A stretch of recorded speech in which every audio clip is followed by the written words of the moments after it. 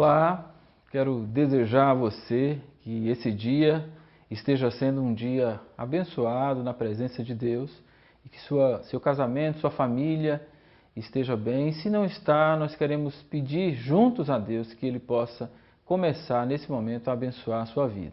Hoje nós iremos conversar sobre um assunto muito importante, muito interessante, que é a família. E eu quero desafiar você a refletir um pouco sobre a origem da formação das relações familiares. E quando a gente pensa em algum assunto, para a gente entender bem dele, para a gente poder compreendê-lo melhor, a gente vai buscar nas raízes, nas origens. E eu quero falar com você e com vocês, nesse momento, sobre a família, uma ideia de três. Quando a gente olha para as origens e as raízes bíblicas sobre a família, a gente começa a perceber que a família teve o seu nascedouro não apenas da ideia de uma pessoa, mas mais de uma. Em Gênesis 1, verso 26 e 27, a Bíblia nos diz que disse Deus: façamos o homem a nossa imagem, a nossa semelhança. Então, quando Deus teve a ideia de criar a família, Ele chama para junto de si, é o entendimento que nós temos, o Filho e o Espírito Santo para juntos partilharem sobre aquela ideia, sobre aquele projeto. John Newton disse certa vez o seguinte, que a melhor forma de sabermos se Deus está dentro de um casamento ou de uma família é se as pessoas que ali moram, se as pessoas que estão juntas naquele lugar estão felizes. Então é muito importante, quando a gente pensar na presença de Deus dentro do nosso lar, a gente pensar também nessas nossas relações como indivíduos, como casais e como famílias. E o início da Bíblia nos fala sobre algumas características dessa família que foi criada pelo Senhor. Em primeiro lugar, a Bíblia nos diz que essa família é uma família companheira. Em Gênesis 1, 26 e 27, o companheirismo da Trindade foi o que fez com que aquela família nascesse. Então, a primeira ideia que a gente tem na Bíblia sobre uma família é justamente essa, que é um referencial, é um norte para todas as nossas famílias. A pergunta é: como é que está o companheirismo na nossa família? Nós somos companheiros, amigos uns dos outros. Quando a gente pensa em tomar uma decisão, o marido, a mulher, a família, nós nos juntamos para conversar, porque essa foi a ideia inicial de Deus. Quando Ele teve o start de fazer a família, Ele chama outras pessoas para trocarem ideias. Em segundo lugar, uma característica dessa família criada por Deus é uma família heterossexual. Ou seja, o verso 28 nos diz que disse Deus: façamos o homem, verso 26 e 27, melhor dizendo, façamos o homem a nossa imagem, que Deus criou o homem e a mulher à imagem do Senhor. Então, conquanto a gente esteja vivendo num momento na nossa sociedade de muitas controvérsias, e a gente entende todas essas controvérsias, todos nós precisamos respeitar e vamos precisar conviver com essa situação.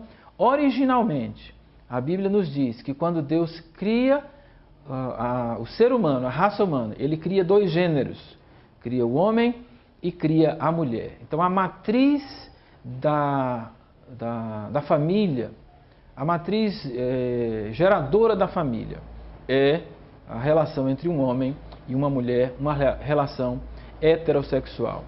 Em terceiro lugar, no versículo 28 de Gênesis capítulo 1, nós encontramos que essa família é uma família abençoada. Ou seja, a Bíblia nos diz que Deus chamou o homem e a mulher e os abençoou.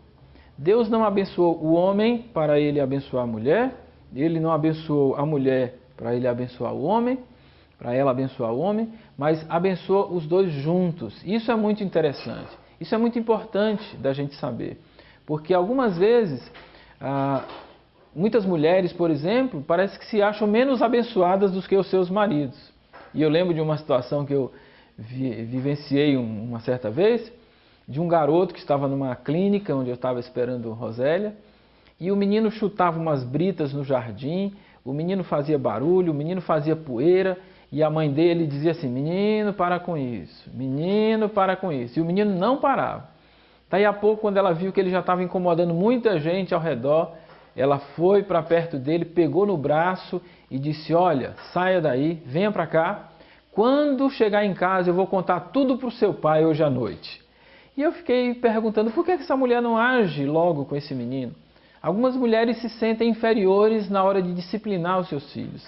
Se sentem menos abençoadas do que os seus maridos. Não, a Bíblia nos diz em Gênesis 1, 28, que Deus os abençoou. Abençoou o marido e a mulher. E finalmente, o versículo 29 nos diz que essa família é uma família parceira na administração. Ou seja, Deus criou o homem e a mulher, Deus os abençoou, e o verso 29 nos diz que Ele deu ao casal: vos tenho dado essa terra para que vocês administrem.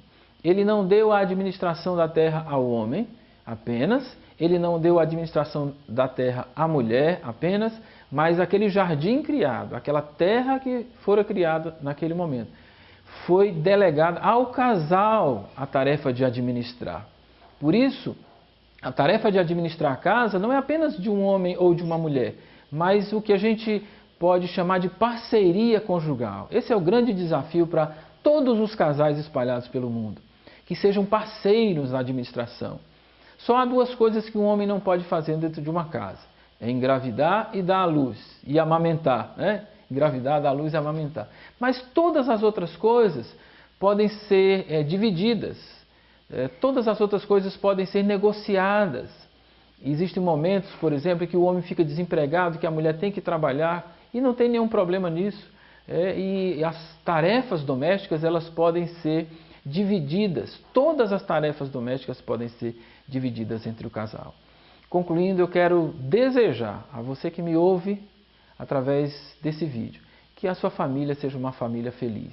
E para ser uma família feliz, a Bíblia nos diz que essa família precisa ser uma família parceira, uma família que conversa, uma família que toma decisões juntas, porque a família originalmente foi uma ideia de 3. E que Deus nos abençoe. Amém.